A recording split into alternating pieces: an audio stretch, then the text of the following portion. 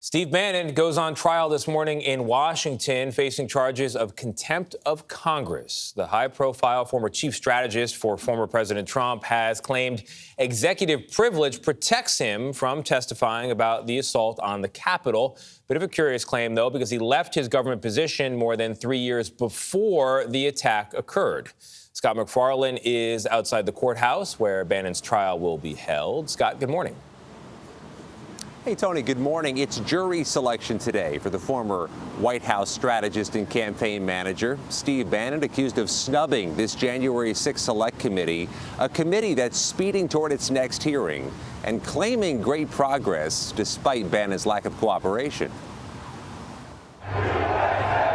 24 hours before the U.S. Capitol attack, Steve Bannon issued a warning. All hell is going to break loose tomorrow. Shortly after it was formed, the House January 6th Select Committee subpoenaed Bannon to answer questions and provide documents to reveal what he knew.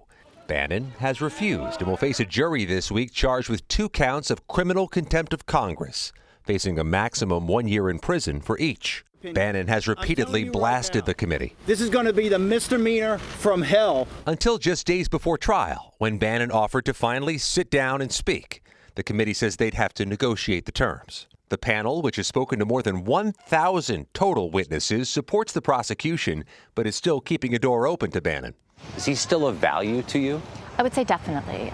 He is someone who has much insight into the call to action for the day of January 6th. He was a mouthpiece for this Stop the Steal messaging and really, I think, had close contact with many of the people involved. Meanwhile, the committee is preparing for its next public hearing, Thursday in prime time, focusing on what it calls dereliction of duty by former President Trump during the riot.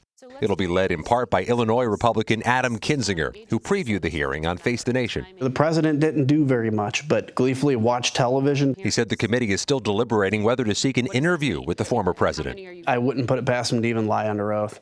So I'm not sure what the value is there.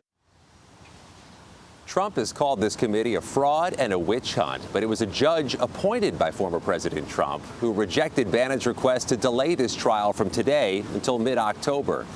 Meanwhile, the January 6th committee says it expects to get those deleted Secret Service text messages, the ones from January 5th and January 6th, 2021, by the end of the day tomorrow. Vlad? All right, Scott, all eyes on Thursday in prime time. Thank you very much.